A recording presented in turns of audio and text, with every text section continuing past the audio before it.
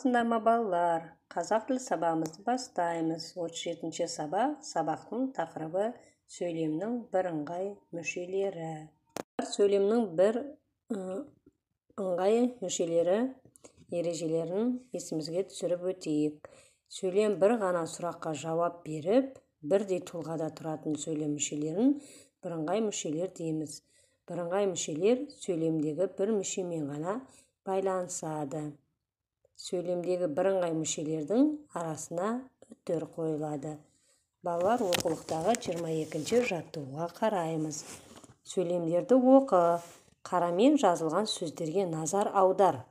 Оларды санамалап оқы. Бұл сөздер қандай сұраққа жауап береді? Біз Абайдың қара сөздерін, өлеңдерін оқимыз. Нелерін? Қара сөздерін, өлеңдерін. Нелерін деген сұраққа жауап береді. Айша, Жанар, Сәуле үшеуі дос. Кімдер дос? Айша, Жанар, Сәуле. Кімдер деген сұрақ қойылады. Жел дүрілдейді, ысқырады. Жел не істейді? Дүрілдейді, ысқырады. Не істейді деген сұраққа жауап береді. Ләйла үйге барсын, тынықсын. Ләйла не істесін? Барсын, тынықсын. 23-ші жаттығуға қараймыз, балалар. Сөйлемдерді оқы. Сызбаларға қарай бірдей сұраққа жауап беретін сөздер. Сөйлемде бір ғана мүшенің қызметін атқаратынын байқа. Бірінші, қастек, мұзаппар, ескен. Балаларға арнап бірнеше кітап жазды. Екінші, ол сенен оқысын, үйренсін.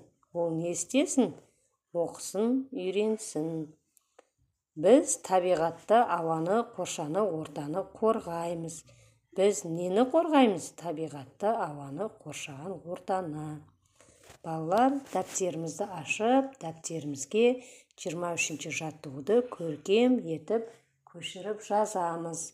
Қастек, мұзаппар, ескен балаларға арнап бірнеше кітап жазды. Ол сенен оқысын, үйренсін. Біз табиғатты, ауаны, қоршаған ортаны қорғаймыз деген сөйлемдерді көркем етіп дәптерімізге көшіріп жазайық. Бірыңғай мүшелер ережесімен және есімізге түсіріп өтейік. Сөйлемде бір ғана сұраққа жауап беріп, бірдей тұлғада тұратын сөйлем мүшелерін бірыңғай мүшелер дейміз. Сөйлемдегі бірыңғай мүшелердің арасына үтір қойылады. Енді 24-ші жаттығуға қараймыз. Өлеңді көшіріп жаз. Бірыңғай мүшелердің астын сыз. Олар сөйлемде қандай мүше болып тұрғанын айт дейді. Байқоңырым байлығым, биіктеткен бағымды. Тоқтар, Талғат, айдыным, ғарыш керлер табанды.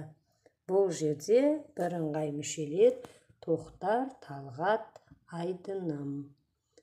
Астын бір сызықпен сызамыз. Бірыңғай мүшелер сөйлемде бастауыштың қызметін атқарып тұр. 25-ші жаттығуға қараймыз. Бірыңғай сөзінің мағынасына мән бер. Бұл сөз нені білдіреді?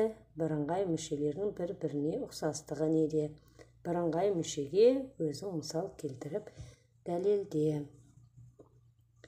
Бірыңғай мүшелер бір-біріне ұқсастығы, олар бір ғана сұраққа жауап беріп, сөйлемде бір ғана мүшенің қызметін атқарады. Кеше біздің үйге Алмас, Талғат, Айгүл үшеуі қонаққа келді. Кімдер? Алмас, Талғат, Айгүл. Бұлар бірыңғай мүшелер. Сабаққа арнайы дәптер, қалам, қарандаш, күнделік сатып алдым. Дәптер, қалам, қарандаш, күнделік не? Бұл жерде бірыңғай мүшелер не деген сұраққа жауап беріп тұр. 26-ші жаттығуға қараймыз. Сөйлемдерді көшіріп жазып, бірыңғай мүшелерді тауып, олардың бірыңғай мүше екенін дәлелде дейді. Дәптерімізге 26-ші жаттығуды оқыпты көшіріп жазамыз. ұлықбек әмір темірдің немересі. Ол жастайынан поэзияға, философияға, тарихқа, астрономияға құштар болды. Ұлықбек Платон, Аристотель, Птолемей сияқты грек ғалымдарының еңбектерімен ерте танысады. Орта Азияның ұлы ғалымдары Әл-Фараби, Әл-Бируни, Ибн Сина еңбектерін жете меңгереді.